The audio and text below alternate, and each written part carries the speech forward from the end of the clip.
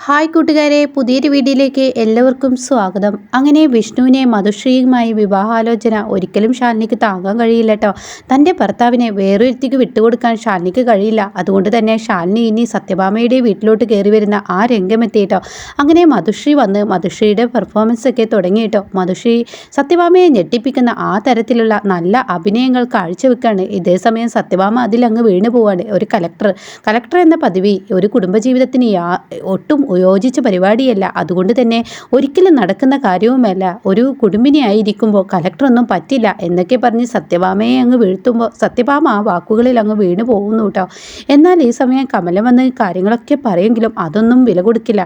ഇതേ സമയം ശാലിനി ഏകദേശം ശാലിനിക്ക് കാര്യങ്ങൾ മനസ്സിലായി തുടങ്ങുകയാണ്. തൻ്റെ ജീവിതം കൈവിട്ടു പോവുക എന്ന് മനസ്സിലാവുന്ന ശാലിനി ഇനി സത്യഭാമയുടെ അടുത്തോട്ട് വരാൻ തന്നെ തയ്യാറായി നിൽക്കുകയാണ് കേട്ടോ. അപ്പോൾ ഈ സമയം ശാലിനിക്കാണെങ്കിൽ ഒരു മീറ്റിങ്ങും ഉണ്ടാവും. അതുകൊണ്ട് തന്നെ ശാലിനിയെ ശ്യാമ ഒരുപാട് തവണ വിളിക്കുന്നുണ്ട്, എടുക്കുന്നില്ല. അങ്ങനെ ഒരുപാട് തവണ നിർത്താതെ വിളിച്ചത് കൊണ്ട് തന്നെ ശാലിനി തൻ്റെ മീറ്റിംഗ് കഴിഞ്ഞതിന് ശേഷം ശ്യാമക്ക് വിളിക്കാൻ കേട്ടോ. അപ്പോൾ ഈ സമയം രാഘവൻ ഒരു സൈഡിൽ ഇരിക്കുന്നുണ്ടാവും.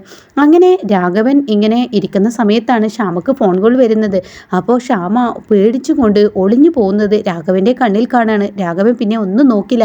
രാഘവൻ പിറകെ അങ്ങ് പോവാണ് കേട്ടോ. രാഘവൻ പിറകെ പോയി ഇവർ തമ്മിൽ സംസാരിക്കുന്നത്.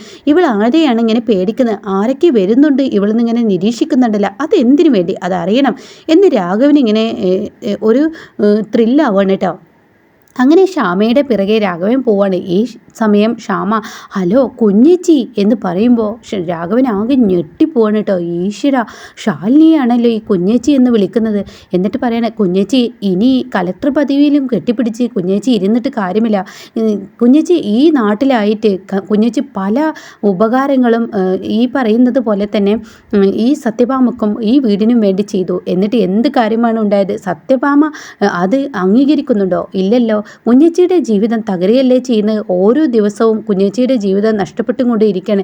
എന്തിന് പറയണം, ജീവന് തുല്യം സ്നേഹിക്കുന്ന, പ്രാണന് തുല്യം കൊണ്ടു നടക്കുന്ന ആ വിഷ്ണുവേട്ടനെ ഇന്ന് കുഞ്ഞേച്ചിക്ക് കൈവിടാൻ പോവാണ്. അവരുടെ മോതിരം മാറ്റം ചടങ്ങ് ഇവിടെ വെച്ച് ഈ പെണ്ണ് കാണാൻ വന്ന ഈ സമയം സത്യഭാമ അത് ചെയ്യാൻ തീരുമാനിക്കുന്നു എന്ന് പറയണേട്ടോ. എന്നാൽ ഈ സമയം ഇതൊക്കെ കേട്ട് ആകെ ഞെട്ടിപ്പോവാണ് രാഘവൻ. പിന്നീട് രാഘവന് മനസ്സിലായി ശ്യാമ ഒളിപ്പിച്ച് വെച്ചിരിക്കുകയാണ്. ശാലിനി എവിടെയാണെന്ന് ശ്യാമക്കറിയാം. പക്ഷേ എന്തോ ഇവരെ ഇങ്ങോട്ടേക്ക് വരാനുള്ള എന്തോ ഒരു സംഭവം ഇവർക്കിടയിലുണ്ട് എന്ന് രാഘവന് മനസ്സിലാവാണ് കേട്ടോ. അങ്ങനെ ഈ സമയം സത്യഭാമയാണെങ്കിലോ ഇനി പിന്നത്തേക്കില്ല, ഇന്ന് തന്നെ മധുശ്രീയും അതുപോലെ വിഷ്ണുവുമായിട്ടുള്ള ഒരു വിവാഹ നിശ്ചയം നടക്കട്ടെ, അതിന് ഉറപ്പായി മോതിരം മാറ ചടങ്ങ് തന്നെ എന്ന് പറഞ്ഞിട്ട് സത്യഭാമ ഒരു മോതിരം അപ്പോൾക്കപ്പം തന്നെ, ഇതൊക്കെ മുൻകൂട്ടി സത്യഭാമ തയ്യാറാക്കി വെച്ചതാണ്. കാരണം ഇങ്ങനെ ഒരു വിവാഹം നടക്കണമെന്ന് സത്യഭാമ ആദ്യം തന്നെ ചിന്തിച്ചിട്ടുണ്ട്. ഇങ്ങനെ ഒരു വിവാഹ നിശ്ചയം നടക്കണമെന്ന് സത്യഭാമ ആദ്യം തന്നെ മനസ്സിൽ കരുതിയതാണ് കേട്ടോ. അങ്ങനെ വിഷ്ണുവിൻ്റെ മുഖത്തോട്ട് നോക്കുകയാണ്. എന്താ വിഷ്ണു, നിനക്ക് മധുശ്രീയുടെ വിരലിൽ മോതിരം അണിയാൻ ഇഷ്ടമല്ലേ? അപ്പോൾ അവിടെ പപ്പി പറയുന്നുണ്ട് കേട്ടോ. അച്ഛമ്മേ, ഇതൊരു ബാഡ് കേളാണ്. ഈ ബാഡ് കേളിനെ പിടിച്ച് നമ്മുടെ വിഷ്ണു അച്ഛന് കല്യാണം കഴിച്ച് കൊടുക്കണ്ട എന്ന് പറയുമ്പോൾ ചെറിയ കുഞ്ഞുങ്ങൾ ഇക്കാര്യത്തിൽ ഇടപെടുന്നോ? മര്യാദക്ക് പോയി ഇവിടുന്ന് നീ എന്ന് പറഞ്ഞിട്ട് പപ്പിയെ അവിടെ നിന്ന് പറഞ്ഞയക്കുന്നുണ്ട് കേട്ടോ. ഇനി ഈ വിവാഹ നിശ്ചയം കഴിയുന്നത് വരെ നീ ഇവിടെ ഉണ്ടാവാൻ പാടില്ല. നീ പോ, നീ ചെറുതാണെങ്കിലും ഒരു നരുന്താണെങ്കിലും നിൻ്റെ കയ്യിലിരിപ്പ് തീരെ ശരിയല്ല എന്ന് പറഞ്ഞിട്ട് സത്യഭാമ അങ്ങ് പറഞ്ഞയക്കുന്നുണ്ട് കേട്ടോ.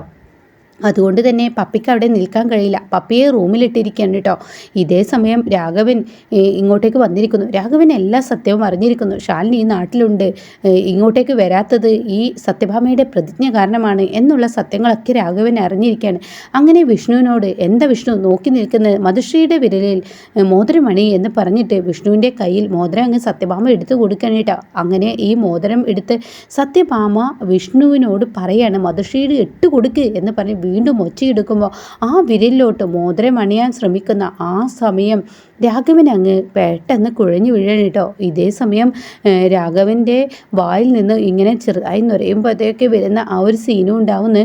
അപ്പോഴേക്കും സത്യഭാമ അയ്യോ എന്ന് പറയുമ്പോൾ ഈ കിളവന് വീഴാൻ കണ്ട ഒരു സമയം എന്ന് മധുശ്രീ പറയുന്നുണ്ട് കേട്ടോ. പിന്നീട് വിഷ്ണു ആ മോതിരം ഒറ്റയേറങ്ങ് എറിഞ്ഞിട്ട് പെട്ടെന്ന് തൻ്റെ അച്ഛനെ കൈകളിൽ കോരിയെടുത്ത് കട്ടിലേക്ക് കൊണ്ട് കിടത്താണ്. അപ്പോഴേക്കും ആകെ തളർന്നിരിക്കുന്നു കേട്ടോ. ഉടൻ തന്നെ തന്നെ വിഷ്ണു രോഹിത്തിനോട് പറയാണ് ഡോക്ടറെ വിളിക്കുന്നത് പറയണേ. അങ്ങനെ ഡോക്ടർ എത്താണ്. ഡോക്ടർ എത്തുമ്പോൾ എല്ലാവരും പുറത്തു പോകണമെന്ന് ഡോക്ടർ ആവശ്യപ്പെടുകയാണ്. പരിശോധിക്കട്ടെ രോഗിയെ എന്ന് പറയണേ. അങ്ങനെ പരിശോധിക്കുമ്പോഴാണെങ്കിലോ പിന്നീട് പുറത്തോട്ട് വരുന്ന ഡോക്ടർ ആകെ ടെൻഷനായിട്ടായിരിക്കും കേട്ടോ. ഇത് കാണുന്ന സത്യഭാമ എന്ത് പറ്റി എന്ന് ചോദിക്കുമ്പോൾ രാഘവൻ മരിച്ചു എന്ന് പറയാൻ കേട്ടോ. ഇത് കേൾക്കുന്നതിനോട് കൂടി എല്ലാവരും അട്ടഹസിച്ച് കരയാണ്. ഇല്ല, എൻ്റെ രാഘവേട്ട ഒരിക്കലും മരിക്കില്ല എന്ന് പറയുമ്പോൾ അവിടെ മധുശ്രീ ഈശ്വര ഈ സമയം തന്നെ മരിച്ചു, ഇനി വിവാഹം നടക്കില്ല, എൻ്റെ പ്രതീക്ഷകൾ കൈവിട്ടു, ഇപ്പോഴും ഞാൻ ആ ശാലിനിക്ക് മുന്നിൽ ബിഗ് സീറോ ആയിരിക്കുന്നു എന്ന് ഇങ്ങനെ ചിന്തിക്കാൻ കേട്ടോ. ഈ സമയം രാഘവൻ എന്ത് ചെയ്യുന്നു? രാഘവൻ മരിച്ചു എന്ന് പറയണല്ല. അങ്ങനെ രാഘവൻ ആ കർമ്മങ്ങളെല്ലാം രാഘവനെ അതുപോലെ തന്നെ ചെയ്യാനിട്ട് നിലവിളക്ക് കത്തിക്കുന്നു. രാഘവനെ ഇങ്ങനെ വീടിൻ്റെ മുന്നിൽ കിടത്തിയിരിക്കുന്നു. അപ്പോൾ ശ്യാമക്ക് സഹിക്കില്ല. ശ്യാമ കുഞ്ഞേച്ചിക്ക് വിളിക്കുകയാണ്. കുഞ്ഞേച്ചി, ഇവിടുത്തെ അച്ഛൻ്റെ ഏറ്റവും വലിയ ജീവിതത്തിലെ ഏറ്റവും വലിയ ആഗ്രഹമായിരുന്നു കുഞ്ഞേച്ചി ഒരു കലക്ടർ ആവുക. കലക്ടറായി ഈ വീടിൻ്റെ പടിക്കൽ കുഞ്ഞേച്ചിയുടെ വണ്ടിയും ആ പോലീസ് സാന്നിധ്യത്തോടു കൂടി കുഞ്ഞേച്ചി വരുന്നതൊക്കെ കാണുന്നത് ഇവിടുത്തെ അച്ഛൻ്റെ ഏറ്റവും വലിയ ആഗ്രഹമായിരുന്നു. കുഞ്ഞിച്ച അതുപോലെ ഒന്നും സാധിപ്പിച്ചു കൊടുത്തില്ലല്ലോ. എന്തായാലും അച്ഛൻ പോയി എന്ന് പറയണ്ടോ. ഇത് കേൾക്കുന്ന ശാലിനിക്ക് താങ്ങാൻ കഴിയില്ല. പിന്നീട് ശാലിനി ഒന്നും നോക്കില്ല, മുന്നും പിന്നും നോക്കില്ല.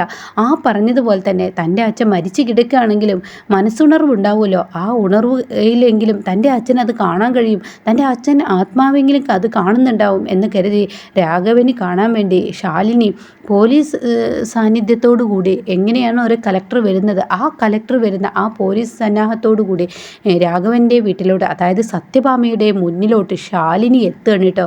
ശാലിനിയെ കണ്ട സത്യഭാമ ആകെ ഞെട്ടാണ്. ഈശ്വര, എൻ്റെ മരുമകളുടെ പിറകെ പോലീസ് പട്ടാളം എന്ന് പറയുന്നത് പോലെ തോക്കും ഒക്കെ ചൂണ്ടി ആളുകൾ നിൽക്കുന്നത് കാണുമ്പോൾ സത്യഭാമക്ക് വാക്കുകളില്ല. സത്യഭാമ മരിച്ചു കിടക്കുമ്പോഴോ ആകെ അന്തം വിട്ട് നോക്കി നിൽക്കുകയാണ്. വിഷ്ണു ആണെങ്കിലോ ഈശ്വര, അപ്പോൾ ഇവിടുത്തെ കലക്ടർ എന്ന് പറഞ്ഞത് അത് സത്യം തന്നെ, അതെൻ്റെ ശാലിനി തന്നെ ആയിരുന്നുല്ലേ എന്ന് പറഞ്ഞ് വിഷ്ണു സന്തോഷത്തോടു കൂടി ശാലിനിയെ നോക്കുമ്പോൾ തനിക്ക് തൻ്റെ അച്ഛനെ നഷ്ടപ്പെട്ടല്ലോ ഈശ്വര എന്ന സങ്കടത്തോടു കൂടി നിൽക്കണം കേട്ടോ.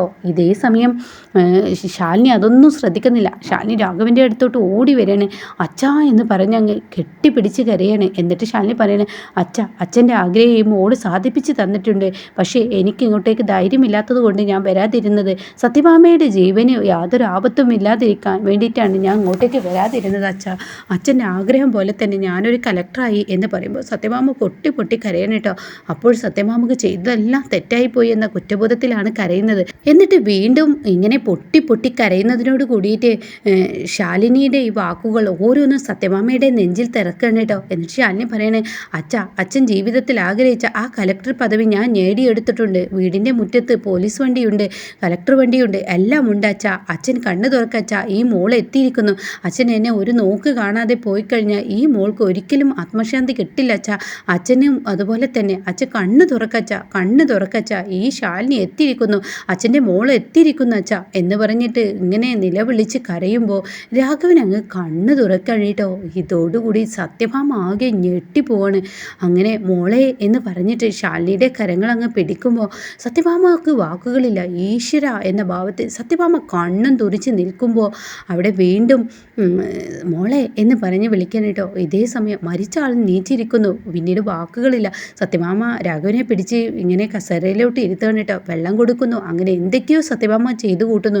മരിച്ചത് തിരിച്ചു വന്നത് പോലെയുള്ള ആ ഒരു സന്തോഷമുണ്ടല്ലോ, അത് പറയാനില്ല. അതൊക്കെ സത്യഭാമ ചെയ്തു കൂട്ടുന്നു. പിന്നീട് സത്യഭാമയുടെ മുന്നിൽ വെച്ച് രാഘവൻ പറയാണ്, പപ്പിയാണ് എനിക്ക് എൻ്റെ മോളെ ഇവിടെ എത്തിക്കാൻ കാരണക്കാരിയായത്.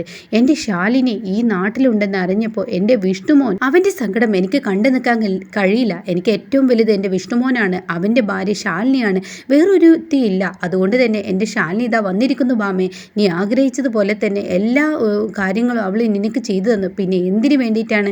അപ്പോൾ ഉടൻ തന്നെ എന്താ ശരിക്കും നിങ്ങൾക്ക് സംഭവിച്ചത് എന്ന് സത്യഭാമ ചോദിക്കുമ്പോൾ രാഘവൻ പറയാണ്, ശ്യാമ സംസാരിക്കുന്നത് ഞാൻ കേട്ടു. പിന്നീട് ശാലിനി നീ മരിക്കുമെന്ന് കരുതിയാണ് ശാലിനി ഈ പടി ചവിട്ടാത്തത്. പക്ഷേ നീ എൻ്റെ മകനെ കൊല്ലുകയാണ് ചെയ്യുന്നത്. അതുകൊണ്ട് തന്നെ ശാലിനി ഇവിടെ വരേണ്ടത് എൻ്റെ മകന് അത്യാവശ്യമാണ്. അല്ല എങ്കിൽ മധുശ്രീയുടെ വിരലിൽ മോതിരം അണിഞ്ഞാൽ നിൻ്റെ മകൻ നിനക്ക് എന്നേക്കുമായി നഷ്ടപ്പെടും. അവന് ഒരു ജീവനുണ്ടെങ്കിൽ, അവനൊരു പെണ്ണുണ്ടെങ്കിൽ അത് ശാലിനിയാണെന്നുള്ളത് നിനക്ക് അറിയുന്നതല്ലേ. ഇങ്ങനെ മനസ്സിനെ വിഷമിപ്പിക്കരുത് ബാമേ എന്ന് പറയുമ്പോൾ സത്യഭാമ ആകെ ഞെട്ടിപ്പോവാണ് കേട്ടോ. അങ്ങനെ ആ ഉണ്ടായ കഥകളൊക്കെ പറയണേ. ഇതൊക്കെ ഒരു ഷോർട്ടാക്കിയിട്ടേ ഞാൻ പറഞ്ഞിട്ടുള്ളൂ. ഡീറ്റെയിൽ ആയിട്ട് പറയുകയാണെങ്കിൽ ഒത്തിരി നേരം ഉണ്ടാവും. അതുകൊണ്ട് തന്നെ ഇങ്ങനെയാണ് ഇനി 3-4 ദിവസം കഴിഞ്ഞാൽ വരാനിരിക്കുന്നത്. അപ്പോൾ എന്തായാലും സത്യഭാമയുടെ വീട്ടിലോട്ട് ശാലിനി വരികയാണ്. ശാലിനിയാണ് ആ നാട്ടിലെ കളക്ടർ എന്നുള്ള സത്യമൊക്കെ അറിയാൻ പോവാണ് കേട്ടോ.